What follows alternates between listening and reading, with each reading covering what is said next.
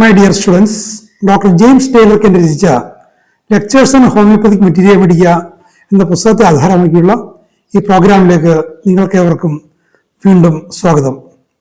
ഈ പരമ്പരയുടെ 246 എപ്പിസോഡിൽ കാലിഫോസ്ഫോറിക്കം എന്ന അധ്യായത്തിൻ്റെ രണ്ടാം ഭാഗമാണ് നമ്മൾ പരിഗണിക്കുന്നത്. ഈ ഭാഗത്ത് നമ്മൾ കഴിഞ്ഞ എപ്പിസോഡിൽ കണ്ട ആ മെൻ്റൽ സിംറ്റംസിൻ്റെ തുടർച്ചയാണ്. കാലിഫോസിൻ്റെ മെൻ്റൽ സിംറ്റംസ് നോക്കിക്കഴിഞ്ഞാൽ അതിൻ്റെ എല്ലാത്തരം മാനസിക പ്രശ്നങ്ങളും അതിലുണ്ട് എന്ന് നമുക്ക് തോന്നും. അതുകൊണ്ട് തന്നെ വളരെയധികം തെറ്റായി ഉപയോഗിക്കപ്പെട്ട ഒരു ഔഷധം കൂടിയാണിത്. ഏതായാലും അതിൻ്റെ ജനറൽ സിംറ്റംസ് നമ്മൾ കഴിഞ്ഞ എപ്പിസോഡിൽ കണ്ടു.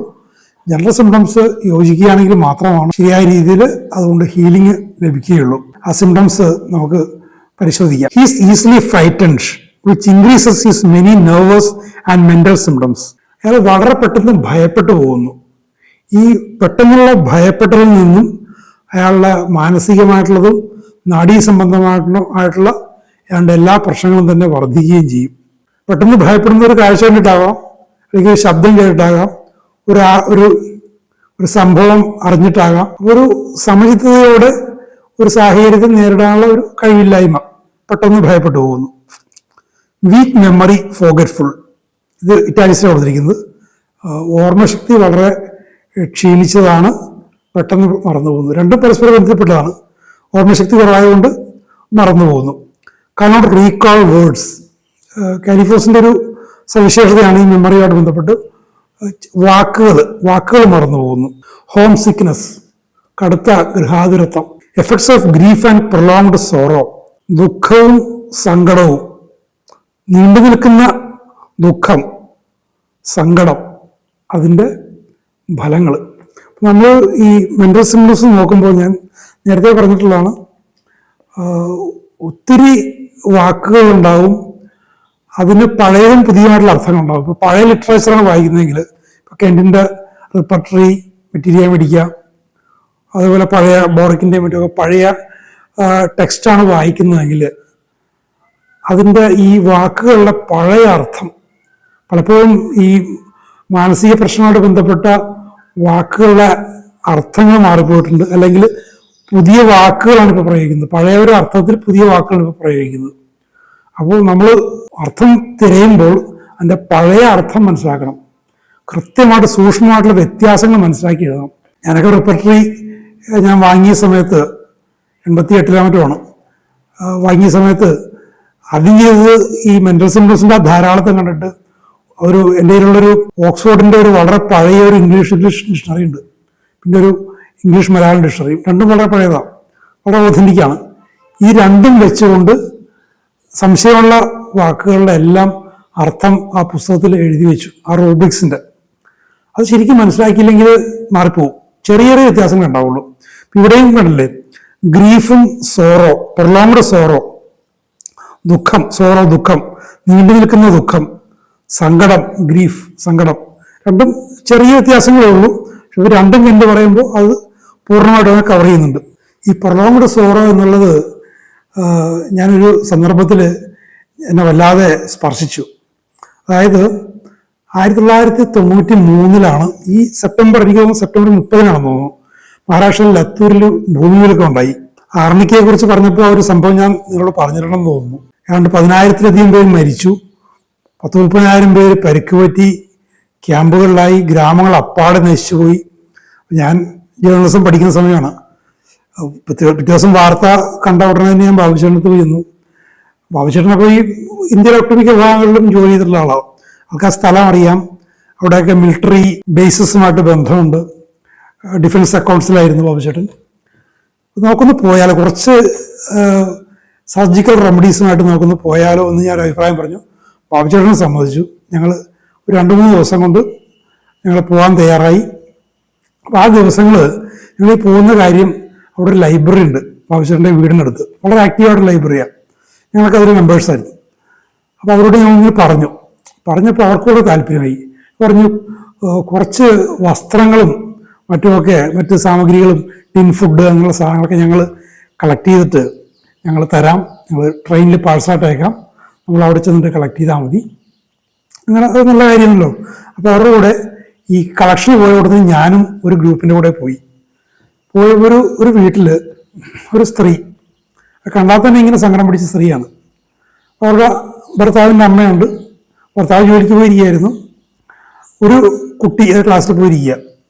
ഈ സങ്കടം ആയിട്ടിരിക്കുന്നത് കണ്ട് ഇപ്പം ഞാനത് ശ്രദ്ധിച്ചിരുന്നു. അപ്പോൾ അവരുടെ അമ്മ എന്തോ കുറച്ച് വസ്ത്രങ്ങൾ നമുക്ക് തന്നു, അതൊക്കെ ഞങ്ങൾ പാക്ക് ചെയ്തുകൊണ്ടിരിക്കുമ്പോൾ ഈ സ്ത്രീ ഒരു 10-30 വയസ്സ് തന്നെ കാണുമായിരിക്കും, ഒരു പാക്കറ്റുമായിട്ട് ഞങ്ങളടുത്ത് വന്നു. അത് ഞങ്ങളെ ഏൽപ്പിച്ചിട്ട്, ഞങ്ങൾ കൂടെ ഉണ്ടായ ഒരാളെ ഏൽപ്പിച്ചിട്ട് പറഞ്ഞു, ഇത് നിങ്ങൾക്ക് പറ്റുമെങ്കിൽ ഒരു 3-4 വയസ്സുള്ള ഒരു പെൺകുട്ടിക്ക് ഇത് കൊടുക്കണം. അപ്പോൾ അവർ പറഞ്ഞു കൊടുക്കാം, 4 വയസ്സുള്ള പെൺകുട്ടി. അപ്പോൾ എന്നോട് പറഞ്ഞു, ഞാൻ പറഞ്ഞു ഞാൻ കൊടുക്കാം. ഞാനത് അവർ കുറിച്ച് വെച്ചു, ആ പാക്കറ്റിൽ തന്നെ പേരും മറ്റുമൊക്കെ എഴുതി വെച്ചു, കൊടുക്കാം. ഇവരുടെ ഈ മുഖഭാവമൊക്കെ ഞാൻ ആദ്യം ശ്രദ്ധിച്ചിരുന്നതാണ്.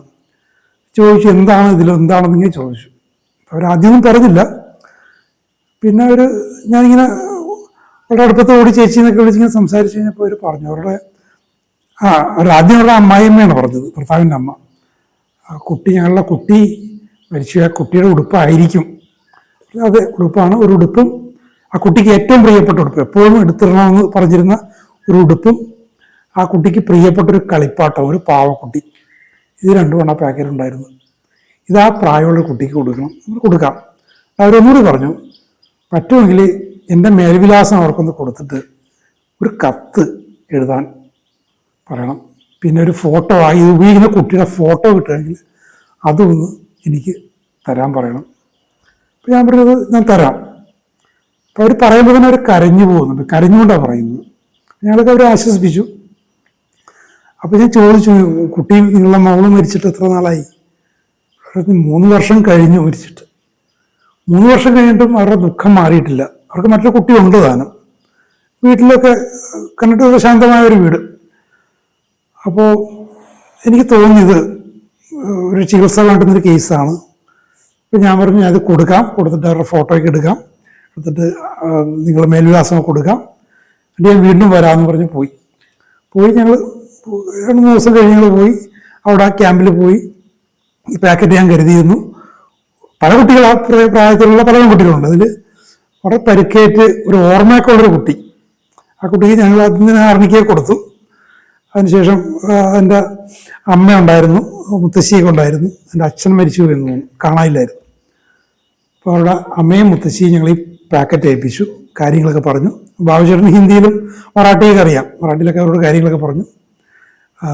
എന്നിട്ട് ഈ സ്ത്രീയുടെ മേൽവിലാസവും കൊടുത്തു. മേൽവിലാസം കൊടുത്തിട്ട് പറ്റുമെങ്കിൽ പിന്നീട് എപ്പോഴെങ്കിലും ഒരു കത്ത് എഴുതണം. അപ്പോൾ ഞാൻ ഫോട്ടോയൊക്കെ കൊടുത്തു, അവരുടെ ഫോട്ടോയൊക്കെ എടുത്ത്. അവരുടെ അഡ്രസ്സ് വാങ്ങിയിട്ട് കാര്യമില്ല, അവരുടെ ഗ്രാമം അപ്പാടെ നശിച്ചു പോയി. പക്ഷെ ഞങ്ങൾ തിരിച്ചു വന്ന ശേഷം ഞാൻ വീണ്ടും ഇവരുടെ അടുത്ത് പോയി. ഈ ഫോട്ടോയുടെ പ്രിൻ്റൊക്കെ എടുത്ത്, ഞാൻ ഡെവലപ്പ് ചെയ്ത് പ്രിൻ്റൊക്കെ എടുത്തു. ഇതൊക്കെ ആയിട്ട് ഞാൻ അവരുടെ അടുത്ത് പോയപ്പോഴേക്കും ബാബുചേട്ടൻ ഞാൻ ഈ വിഷയം എനിക്കിതൊന്ന് കേസിന് എടുത്താൽ കൊള്ളാമെന്നുണ്ട്. ബാബുചേട്ടൻ അപ്പോഴേ പറഞ്ഞു, കാലിഫോസ് ബയോകെമിക്ക് കുറച്ച് കൊണ്ടുപോയിക്കോ, അവർ കഴിക്കുകയാണെങ്കിൽ 2 ആഴ്ച കഴിക്കാൻ പറ, 3 നേരം വെച്ച് കഴിക്കാൻ പറ, 2 ആഴ്ച കഴിക്കാൻ പറയുന്ന പറഞ്ഞിട്ടുണ്ട്. അതുകൊണ്ട് 2 ആഴ്ച കഴിക്കാമെന്നൊക്കെ കാലിഫോസോടെ ഞാൻ പോയി അവരെ കണ്ടു. ഈ ഭർത്താവിൻ്റെ അമ്മയും ഇവരും ഉണ്ടായിരുന്നു. അവരോട് സംസാരിച്ചിരുന്നു, കാര്യങ്ങളൊക്കെ സംസാരിച്ചു. അപ്പോൾ ഞാൻ അറിയാതെ കേസ് എടുക്കുന്ന പോലെ ഇങ്ങനെ സംസാരിച്ചു അവരോട്. അപ്പോൾ എൻ്റെ മനസ്സിൽ ഈ കാലിഫോസ് ഉണ്ട്, എൻ്റെ സിംറ്റംസൊക്കെ അന്നുണ്ട് എന്നൊക്കെ ഇന്നത്തെ കാലം നല്ല ഓർമ്മയുള്ള സമയവും കൂടിയാണ്. ഞാൻ്റെ കാലിഫോസ് ആണെന്ന് എനിക്ക് മനസ്സിലായി. അപ്പോൾ തൽക്കാലം ഈ ബയോകെമിക്ക് അവിടെ കഴിക്കാൻ പറഞ്ഞു. ഈ ബാബുചേട്ടൻ്റെ കാര്യം പറഞ്ഞു, ഒരു ഡോക്ടർ തന്നാണ്. ഡോക്ടർ ഞാനും കൂടിയാണ് അവിടെ പോയത്. അവിടെ പോയ കാര്യങ്ങൾ അവിടുത്തെ കുറച്ച് ഫോട്ടോസൊക്കെ കാണിച്ചു കൊടുത്തു. അവർ കഴിപ്പിച്ചോളാം ഈ അമ്മായിമ്മയും പറഞ്ഞു. അതിനുശേഷം ഒരു 2 ആഴ്ച, ഒരു 3 ആഴ്ചയൊക്കെ ആയപ്പോൾ ഞാൻ വീണ്ടും ചെന്നപ്പോഴേക്കും ഇവർക്ക് വലിയ മാറ്റമൊന്നുമില്ല. കാലിഫോസ് കഴിച്ചപ്പോഴേക്കും ഒരു ചെറിയൊരു ഉണർവൊക്കെ ഉണ്ട് എന്നല്ലാതെ വലിയ മാറ്റമൊന്നുമില്ല. അപ്പോൾ ഞാൻ ബാബുചേട്ടനടുത്ത് വന്നു. ഇവരുടെ അരിമ്പൂരോട് പറഞ്ഞു, ഇതിൻ്റെ ഒരു ഡോക്ടറുണ്ട്, നമുക്ക് പോയി സംസാരിച്ചാൽ നമുക്കൊന്ന് നിങ്ങളുടെ ഈ പ്രശ്നം മാറും, നിങ്ങളുടെ സങ്കടമൊക്കെ ഇത്രയും വർഷമായില്ലേ, ആ സങ്കടമൊക്കെ മാറേണ്ട കാലം കഴിഞ്ഞില്ലേ, ടൈം ക്യൂവേഴ്സ് എന്നുള്ളൊരു സംഭവം ഉണ്ടല്ലോ. അപ്പോൾ അവർ വരാനും തയ്യാറില്ല.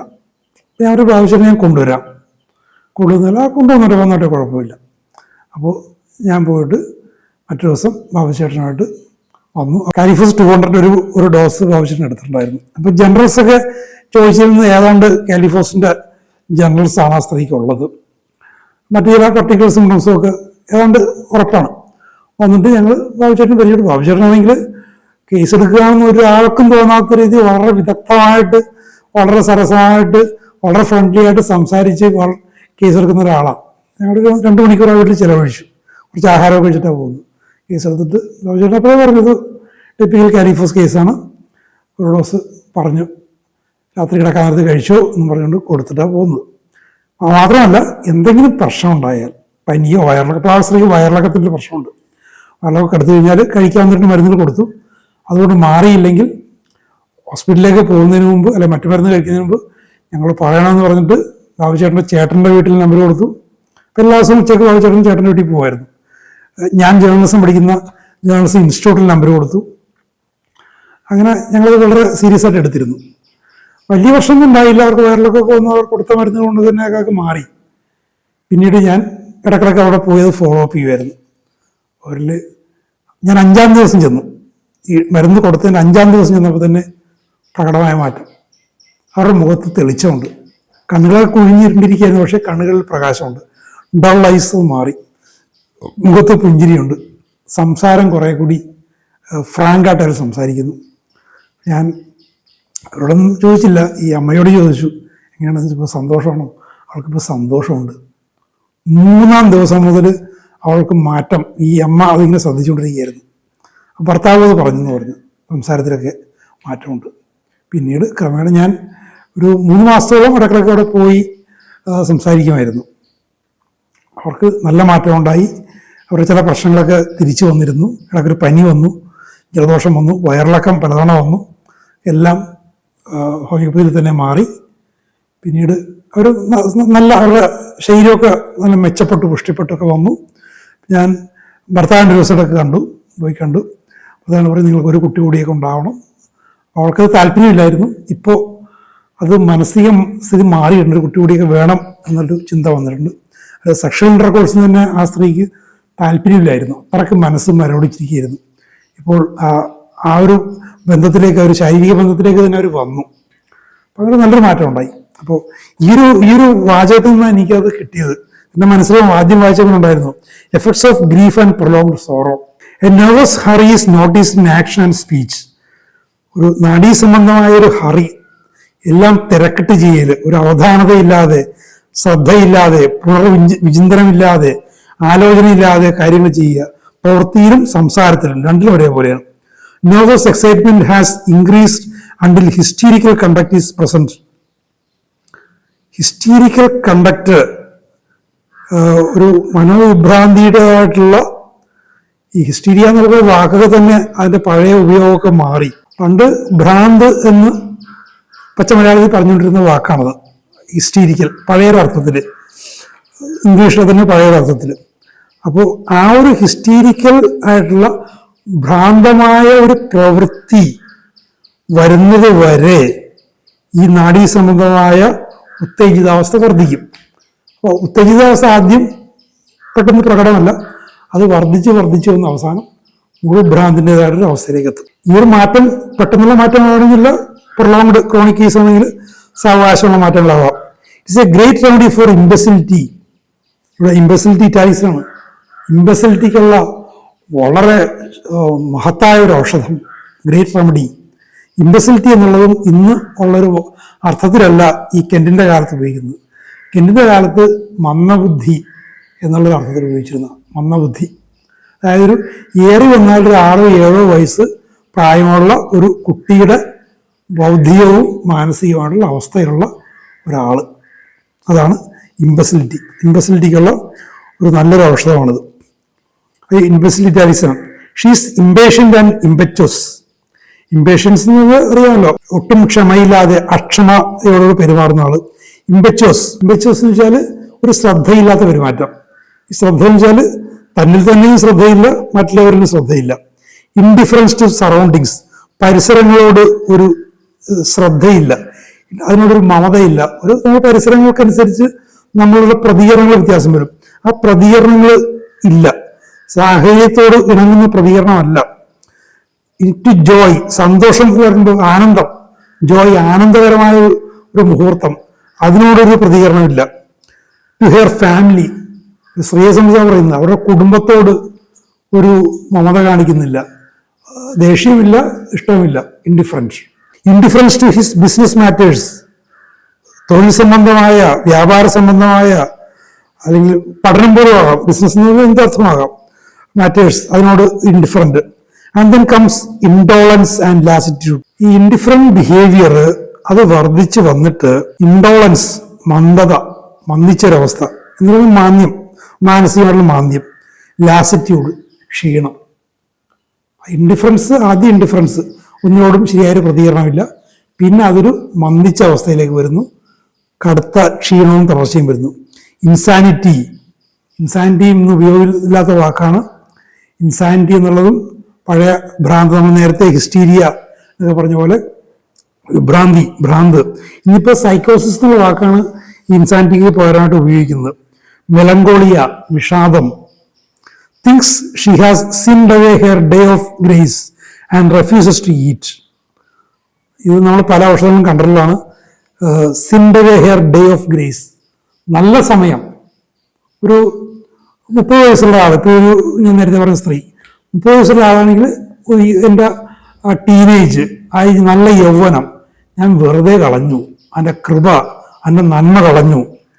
കുറച്ച് മുതിർന്ന 50 വയസ്സ് 60 വയസ്സൊക്കെ ആയിരുന്നെങ്കിൽ യൗവനം മുഴുവൻ നശിപ്പിച്ചു കളഞ്ഞു. കൂടുതലും ഈ ഞങ്ങളുടെയൊക്കെ പ്രായത്തിലാണ്, റിട്ടയർമെൻറ്റ് പ്രായമൊക്കെ വരുമ്പോൾ, നല്ല പ്രായത്തിൽ വേണ്ടതൊന്നും ചെയ്യേണ്ടതൊന്നും ചെയ്തില്ല, ശരിയായ രീതിയിൽ പഠിച്ചില്ല, ശരിയായ ജോലിക്ക് പോയില്ല, സ്ഥിരമായിട്ട് ജോലിക്ക് പോയില്ല, സാമ്പത്തിക നേട്ടം ഉണ്ടായില്ല, അടുത്ത തലമുറയ്ക്ക് വേണ്ടത് കൊടുക്കാൻ പറ്റിയില്ല.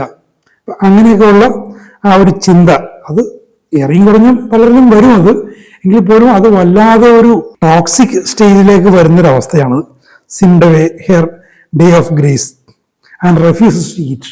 ആഹാരം കഴിക്കാൻ മടി. ഈ സ്ത്രീയിൽ അതുണ്ടായിരുന്നു. ഞാൻ നേരത്തെ പറഞ്ഞ സ്ത്രീയിൽ അവരുടെ അമ്മായിമ്മനോട് പറഞ്ഞു, ഒന്നും കഴിക്കില്ല, ശോഷിച്ചിരിക്കുന്നത് കണ്ടില്ലേ, എന്ത് കഴിക്കാൻ. ഞാൻ കഴിച്ചാൽ എങ്ങനെയുണ്ട്, കഴിച്ചാൽ മെച്ചപ്പെടും, കഴിച്ചിട്ടും കാര്യമില്ല, കഴിച്ചു കഴിഞ്ഞാൽ നമുക്ക് ആകെ അസ്വസ്ഥയാണ്. അപ്പോഴേക്കും ഞാൻ അതൊക്കെ ഉറപ്പിച്ചു. പിന്നെ ആ ടെമ്പറാമെൻറ്റ് കണ്ടോടുകൂടി ഞാൻ കാലിഫോസാണെന്ന് ഉറപ്പിച്ചതാണ്. She does not recognize her surroundings. തൻ്റെ പരിസരങ്ങളെ തിരിച്ചറിയുന്നില്ല, പരിസരബോധമില്ല, പരിസരങ്ങളെ തിരിച്ചറിയാൻ പറ്റുന്നില്ല. Shrieks and acts like one insane. വല്ലാത്ത ഒച്ച ഉണ്ടാക്കുന്നു, അപശബ്ദം, വല്ലാത്ത ഒച്ചപ്പാടുണ്ടാക്കുന്നു. ഇൻസൈൻ ആയിട്ടുള്ള ഭ്രാന്ത് എന്നുള്ള വാക്ക്, ഭ്രാന്തനെ പോലെ പെരുമാറുന്നു. കൂടുതലും സ്ത്രീകളിലാണിത് മാനിഫെസ്റ്റ് ചെയ്യുന്നതായിട്ട് കാണുന്നത്. Quarrels with her family. തന്റെ കുടുംബമായി വഴക്കുണ്ടാക്കുന്നു. The irritability is very marked. ഈ അസ്വസ്ഥത, ഞെരിവിരികൊള്ളുന്ന സ്വഭാവം, ഇറിറ്റബിലിറ്റി, ഞെരിവിരികൊള്ളുന്ന സ്വഭാവം അത് വളരെ പ്രകടമാണത്. In morning on waking. പ്രഭാതത്തിൽ ഉണർന്നിരിക്കുമ്പോൾ തന്നെ പ്രകടമാണ്.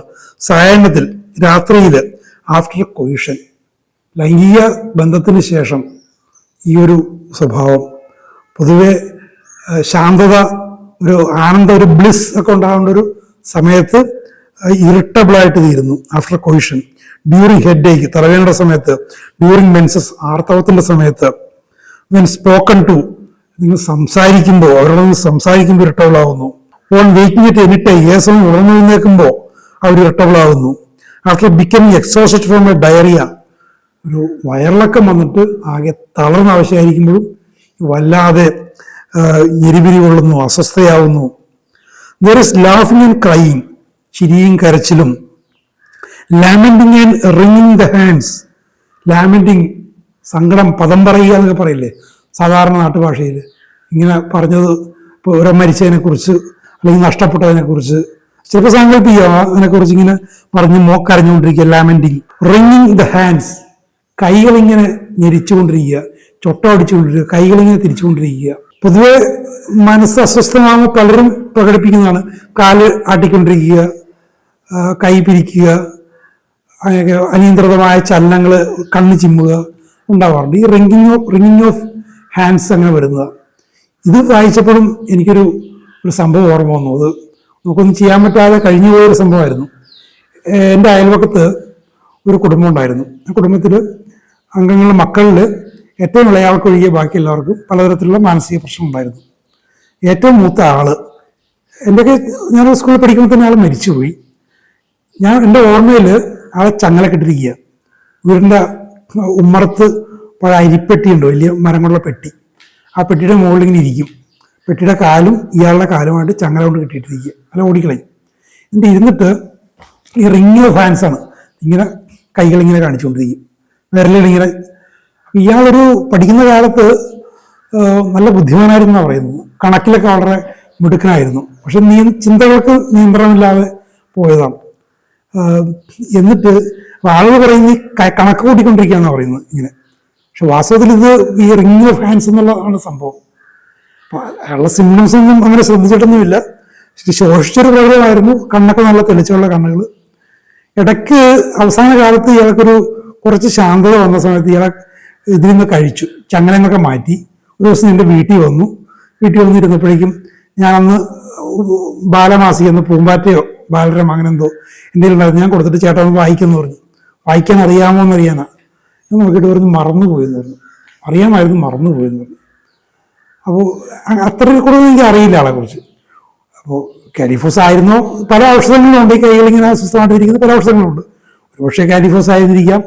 അയാൾക്ക് അത് കൊടുത്താൽ ചിലപ്പോൾ എന്തെങ്കിലും മാറ്റം ഉണ്ടായിരുന്നിരിക്കാം. പക്ഷേ അത് പറഞ്ഞിട്ട് കാര്യമില്ല. ആള് സ്കൂളിൽ പഠിക്കുന്ന കാലത്ത് തന്നെയാണ് മരിച്ചുപോയി. റിംഗ് ഓഫ് ഹാൻഡ്സ് സാധാരണഗതിയിൽ അസ്വസ്ഥമായിരിക്കുമ്പോഴും ഉണ്ടാകാം, ഈ വിഭ്രാന്തിരവസ്ഥയിലും ഉണ്ടാകാം. അത് ഞാൻ നേരിട്ടത് കുറേ വർഷങ്ങൾ കണ്ടിട്ടുള്ളതാണ്. പക്ഷെ അയാൾക്കൊക്കെ ചികിത്സ എന്ന് വെച്ചാൽ ഈ മതപരമായ ചില കർമ്മങ്ങളും പിന്നീട് അക്കൗണ്ട് ഷോക്ക് ട്രീറ്റ്മെന്റ് ഇതൊക്കെയാണ് ചെയ്തുകൊണ്ടിരുന്നത്.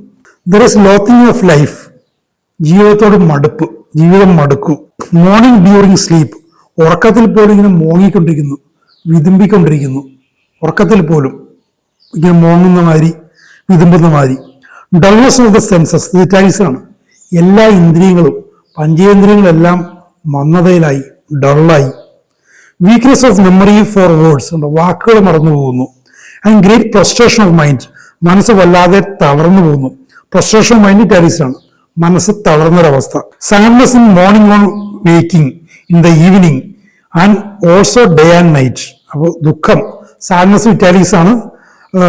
രാവിലെ ഉണർന്നേക്കുമ്പോൾ ഉണ്ട്, സായാഹ്നത്തിലുണ്ട്, രാപ്പകലും ഒക്കെ ഉണ്ട്. എല്ലാ സമയത്തും പൊതുവെ സാഡ്നെസ് ഉണ്ട്.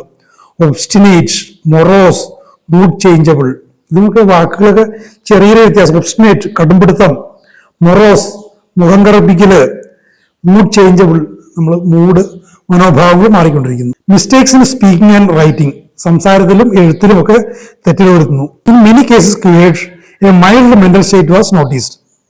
അപ്പോൾ കാലിഫോസ് കൊണ്ട് സുഖപ്പെട്ട നിരവധി കേസുകളിൽ ഒരു മൈൽഡ് ആയിട്ടുള്ളൊരു മന്ദമായിട്ടുള്ള മൃദുവായിട്ടുള്ളൊരു മാനസികാവസ്ഥയാണ് കണ്ടിട്ടുള്ളത്. ഓവർ സെൻസിറ്റീവ് ഇൻ ജനറൽ, മൊത്തത്തിൽ സംവേദനക്ഷമത, അമിതമായ സംവേദനക്ഷമത, എന്തിനോടും അമിതമായ സംവേദനക്ഷമതയുണ്ട്. ആൻഡ് എസ്പെഷ്യലി ടു നോയ്സ്, ശബ്ദത്തോട്. ശബ്ദം എന്നല്ല, നോയ്സ് എന്നുള്ള ഒച്ച, സംഗീതം അങ്ങനെ ആവുന്നില്ല.